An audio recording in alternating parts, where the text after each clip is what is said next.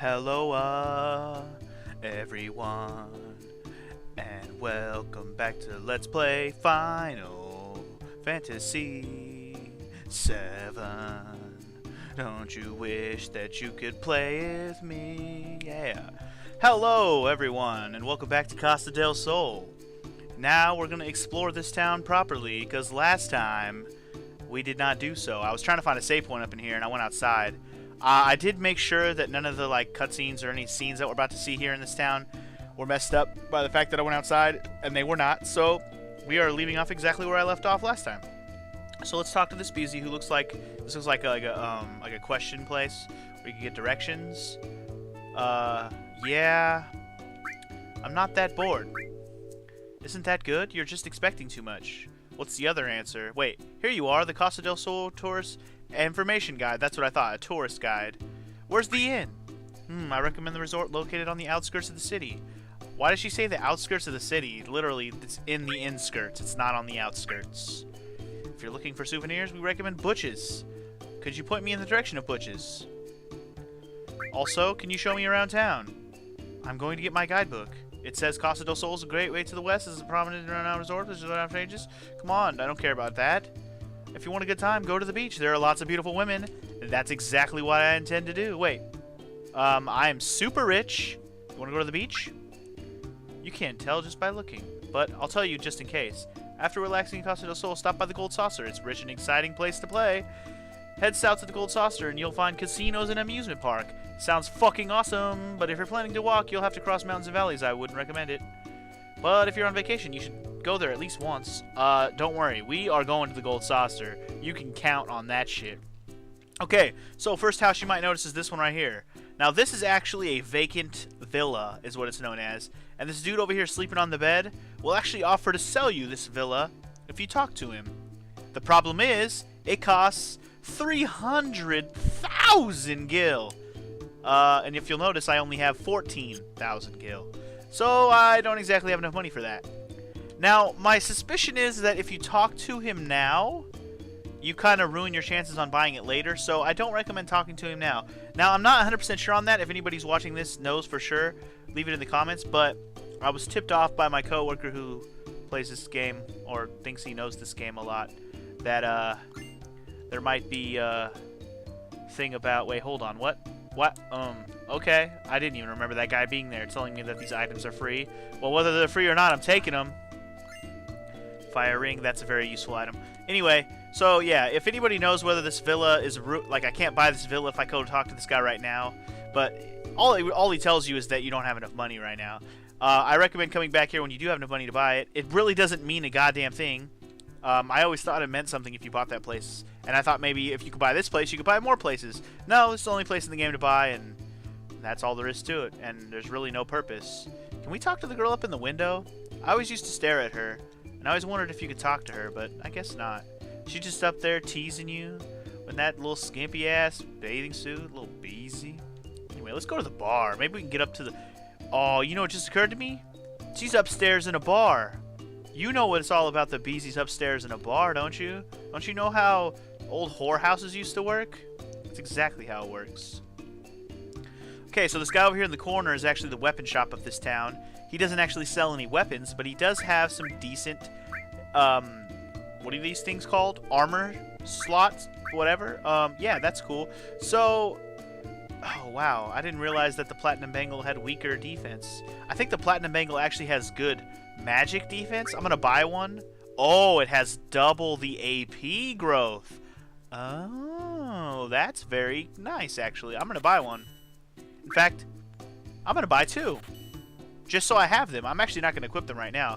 But if I find that I want to grind for a while and level up some specific materials with double AP, I will do so. Anyway, other than that, I'm going to buy another carbon... Wait, who else has the other... Oh, Yuffie. Well, I'm going to buy an extra carbon bangle, just so everyone I'm using can have... Would you shut the fuck up already? Jeez, you talk a lot. Just kidding. Just a quick note. That was the end of the live commentary for this episode. So sorry, but what happened there was... Apparently, when I went to export the audio to this video...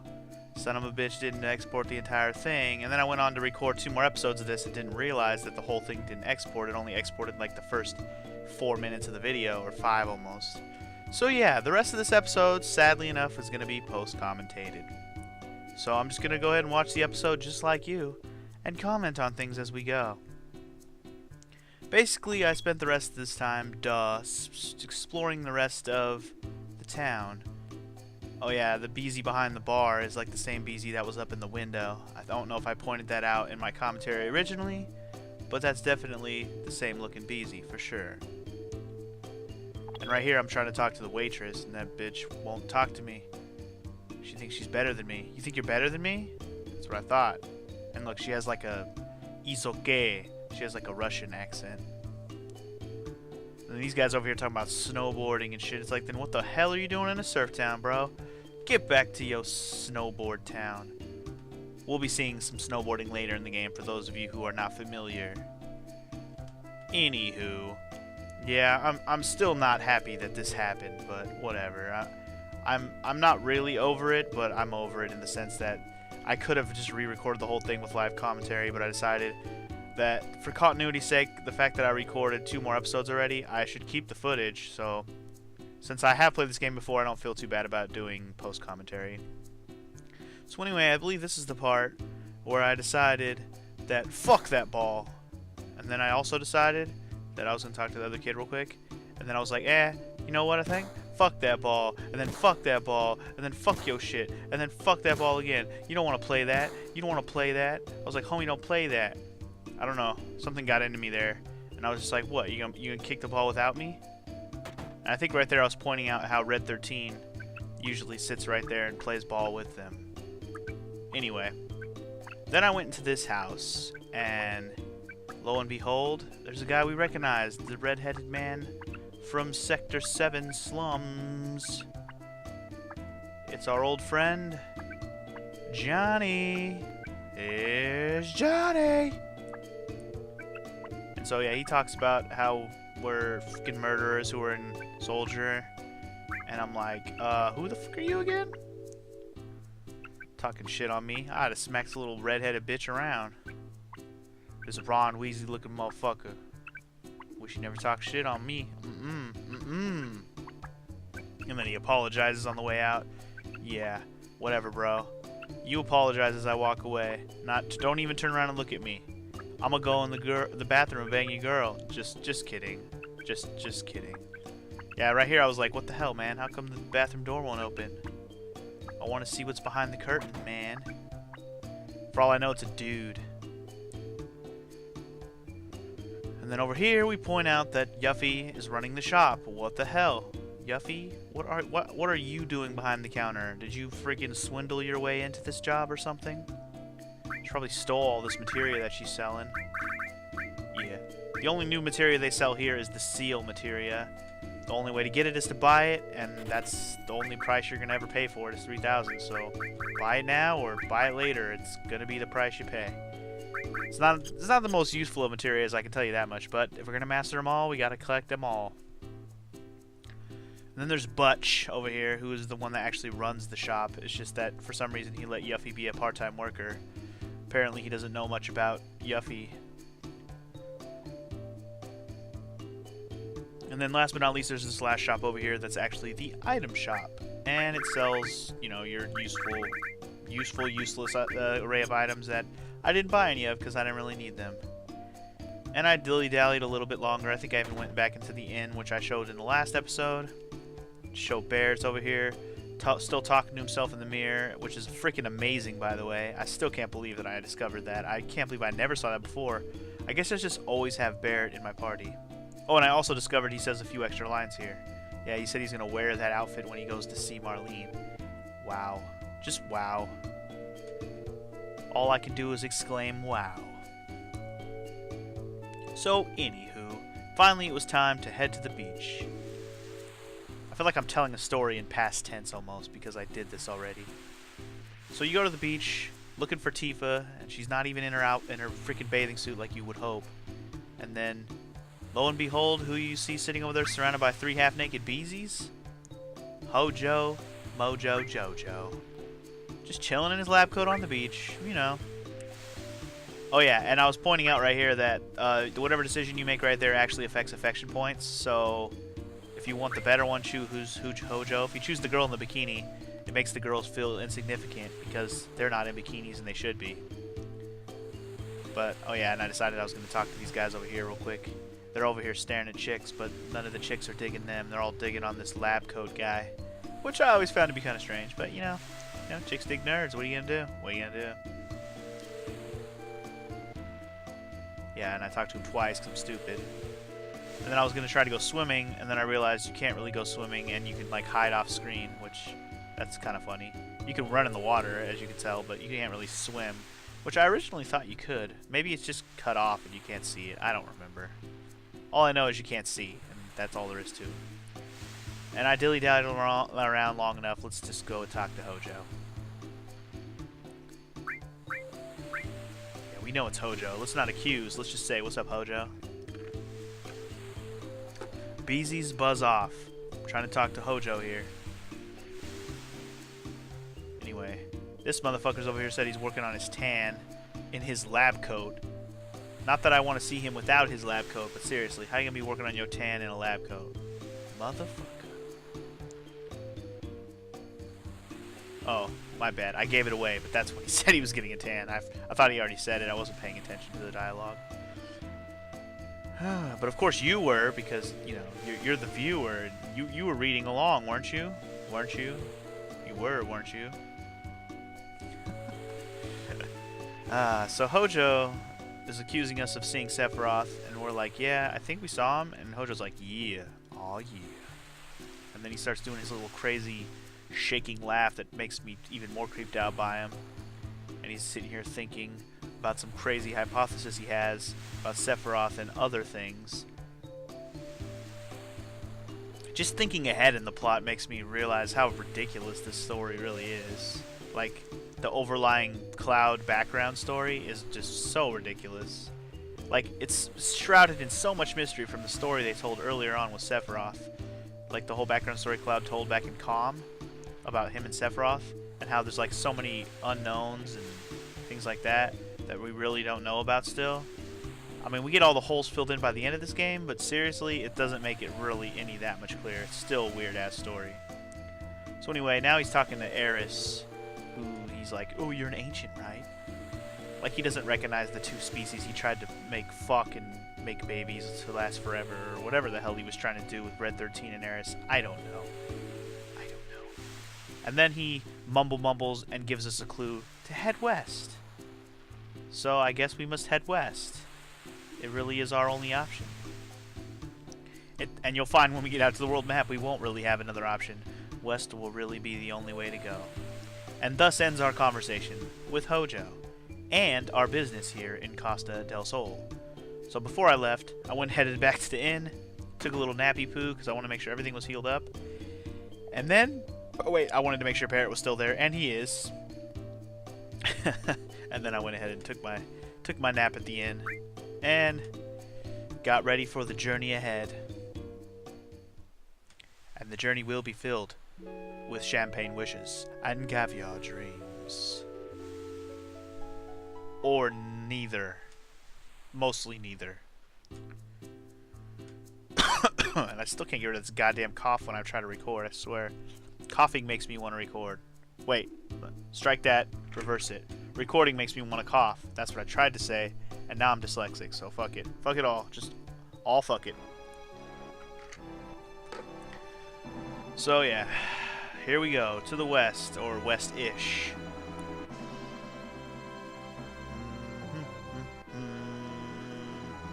And right as you see across the river, the awesomeness that is the Golden Saucer, but we won't be able to go there yet because the river's in the way, so we have to go around the long way. And I believe there's somebody in town who pointed out that you're going to have to go the long way if you want to get there.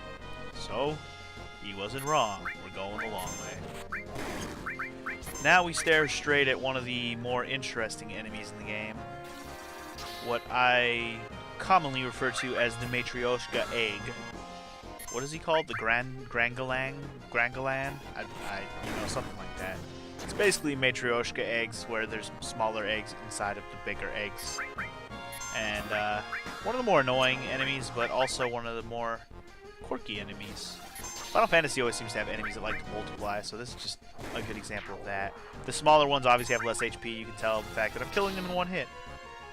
It's pretty good. It's pretty good. Ching! You did. Whew! Man, I haven't post-commentated, at least not... No, I haven't post-commentated in a while. I was going to say at least not since something, but I don't even remember the last time I had to post-commentate. I almost had to post-commentate a couple of times, but then I decided to re-record.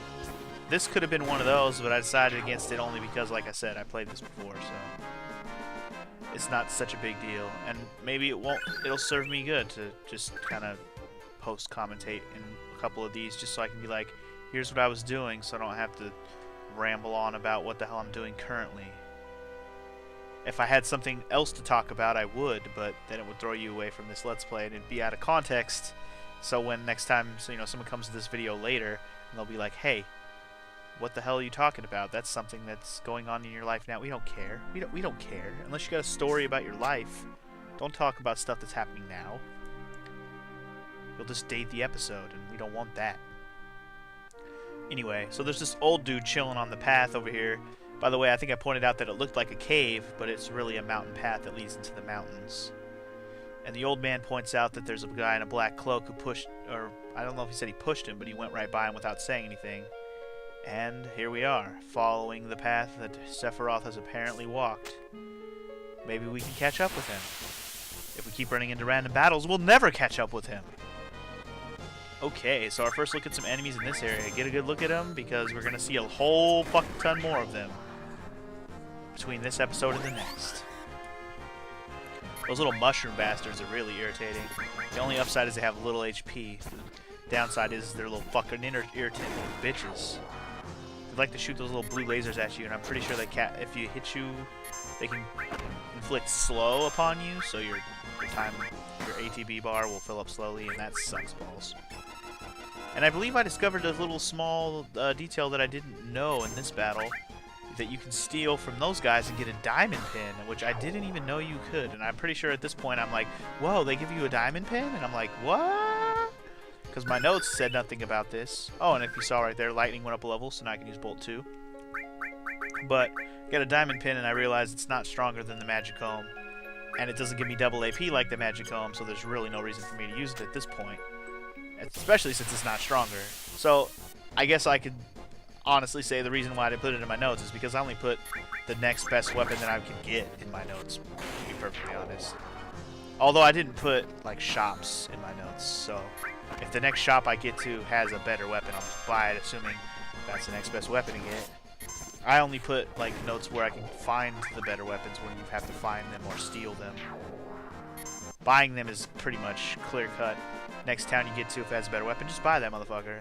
That's a general rule. Now, in this place, you're going to find that I'm going to level up a lot of materia. Like, it's going to hit the next... I'm going to start hitting level 2 on a lot of my materias. As you saw right there, another all materia hitting level 2. So I think I have 2 or 3 all materias at level 2 at this point, which is going to be really, really nice to be able to cast Cure all more than once. And you'll notice right here, another look at another Mako reactor. These motherfuckers are all over the world. Will not be the last that we see of them, and that's for damn sure. But yeah, oh yeah, these guys are strange, like floating fish. I think this is the only time I actually ran into these guys, so don't blink, you might miss it. Flying piranha fish things that try to suck you up like a vacuum. I don't even know. This is probably the strangest enemy. I won't say the strangest, but definitely one of the less common enemies in this area. I think you actually can only fight them in this area where the reactor is, which is only one screen, so there it is. Die, bitch. I didn't even try to steal from them, actually. I should have, because it would be nice to see what they have. There's ice too. See, almost every battle I'm getting a materia level up. It was really nice to have double AP on all of my weapons at this point, or at least almost all my weapons.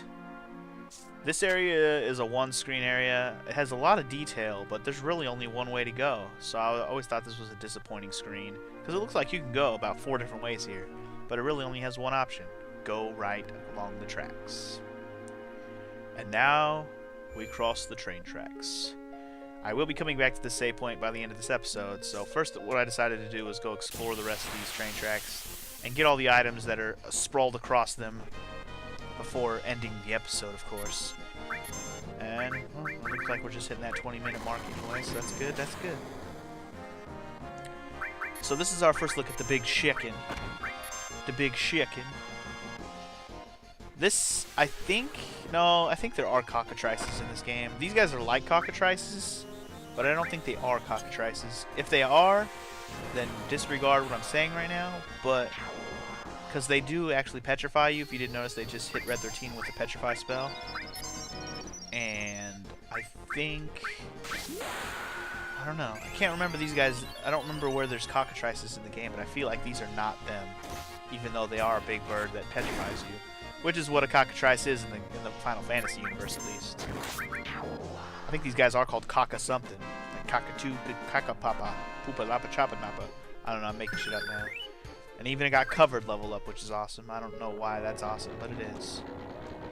So the key here, you want to fall down a couple times, even though you can avoid this, because there's 2 treasures you can get when you fall, and the way you get them is to smash the OK button as you fall and press left or right. Left to get the 1 treasure, and then right the next time you fall to get the other treasure. And that's pretty much how that works. Wizard staff, not better than the staff I'm already using, I'm pretty sure. So I don't think I switched to that.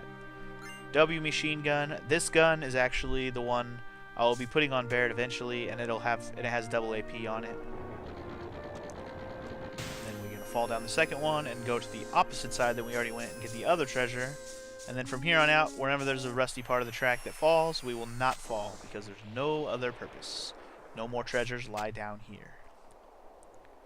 And what is the other one? I think the other one is actually an accessory, I believe. Oh, yes, it is a star pendant. And I believe that brings our total to 3 star pendants, and I think I was checking on that right now. Because, well, I just wanted to see if I had 3 of them. And I believe I find right here that I only have 2. But, yeah, and then there's nobody else that has one. But I think Tifa actually has one equipped right now, so that makes it 3. We come over here and grab the turbo ether, jump over this crackly-ass hole, and grab ourselves a new materia, which is transform. One of the more useful materias in this part of the game. I'll be using it quite a bit. I think I'm explaining right now how I'm going to use it quite a bit. So I immediately equipped it, because even in this area I would love to use the mini spell, which is one of the spells that it can be utilized via the transform magic. Or, as Harry Potter would call it, transfiguration. There you go. Just put it on. It doesn't matter where you put it, man. Just put the damn thing on and move on. Anyway, one more path to follow, and for some reason I didn't realize which way I was supposed to go, so I consulted my notes and decided that I need to follow the upper path. Hurry up and decide, past me. Future me already knows. Thank you. Follow the upper path, because the lower path you'll see our teammates down there waiting for us. Like, hurry the fuck up, man. We trying to cross this bridge. Go lower that shit. And I'm like, hold on, I gotta fight these mushrooms real quick. And then I decided, what are we gonna do with these mushrooms? We gon' freeze them bitches. I wasn't sure which one I was gonna do. I thought I was gonna do a different one right there. We gon' freeze them bitches. And I believe this should finish them off, so I think in the next battle is when I actually show you guys Ifrit, because I haven't used Ifrit up to this point. Because I got Ifrit on the cargo ship, and I hadn't really fought battles yet until now. So I was like, oh yeah, I gotta show you guys Ifrit.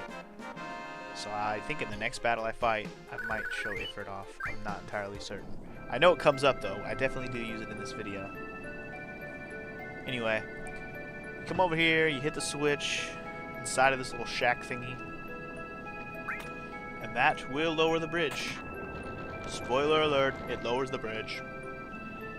And your homies run across. Now, there's one last thing you can do over here before you run back to cross the bridge, and that's climb up this wall thing. You definitely want to do this because it will be worth your while. Climb all the way to the top. Small little scene where you see some little baby birds who are so cute. Even Eris agrees, they're how cute. And Red 13's like, those look tasty. Can I eat them? So anyway, you take the treasure. Why would you leave the treasure? You climbed up here for a reason. You take that shit. They're just baby chicks. They can't stop you. Apparently they can. So you gotta fight the baby chicks. Nah, just kidding. You gotta fight its mom or their mom or whatever. The mom chicken. Rooster hen, whatever. The big cockatolus or whatever the hell it's called. I just saw the name there. It's just a normal battle. I decided to show you guys the mini spell. When things are minified, they actually can only hit you for 1 damage.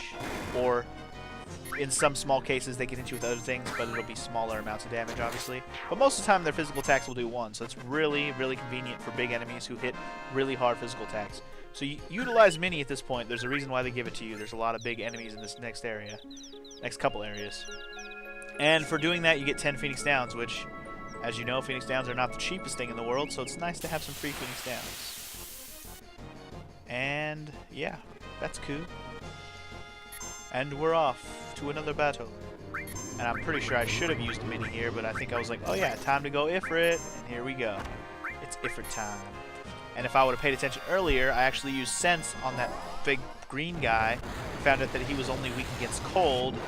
So when you use Ifrit on him, you'll see the fucking consequences. If he's weak against cold, what do you think fire's gonna do to him? Not a damn thing. It did 0.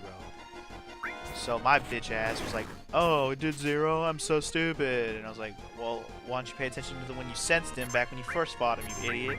He's weak against cold. So I don't know if I used cold in this episode, but I definitely know it now, and will probably use it at some point. And oh, this is also where I realized I didn't put on Blade Beam, which is Cloud's new limb break that I learned, I think, in the last episode. I was like, why didn't I put that on? Oh, and Chocomog went up a level there. That's cool. So now we can use Chocomog twice in the same battle. That's what leveling up your summons means. And I went ahead and set Cloud's limit break to Blade Beam because I'm stupid and didn't already do that. I also was saying how much it doesn't matter too much for Cloud because we're going to be using Cloud for most of the game, so he will be the one character in the whole entire party that will learn his limit breaks most naturally. You won't have to force your way to get Cloud's limit breaks. Anytime you're not using Cloud is actually kind of nice because then you can work on 3 characters that aren't him. But we'll get to that when we get to that. You might be saying, whoa, what do you mean not use Cloud? You'll see what I mean. And those of you who already know what I'm saying. Oh yeah, look, I finally utilized some ice against those guys. Brilliant move, man! How did you come up with it? Did you perhaps pay attention to what you've been doing in the game? Possibly. It's so weird. It's like I'm talking to my past self even though my commentary isn't there. Like yelling at my past self. Do something different. Stop freaking up. Pay attention. These fucking mushroom guys. They're so irritating. Shooting seeds at me and trying to hit me with that blue laser bullshit. Yeah. What did I ultimately end up doing to these guys? I don't even remember. Did I try Quake? Did I? Guess I did try Quake. Oh no, I did. Oh, that's right. I did Chocomog, and they're not gonna live past this, so Quake's not gonna matter. That's right. I was like, I don't remember even doing Quake at all. It's because I didn't. I tried, but I didn't because that was it for those motherfuckers. And I think we're closing in on the episode here. I got about a minute left on from what I can see, maybe less, depending on where I actually ended the episode. So yeah, that pretty much concludes our exploration of Mount Corel. Next episode, I am gonna head down the train tracks and show you the way to the Gold Saucer. That will be fun. So yeah. Until next time, I will see you guys later. Peace!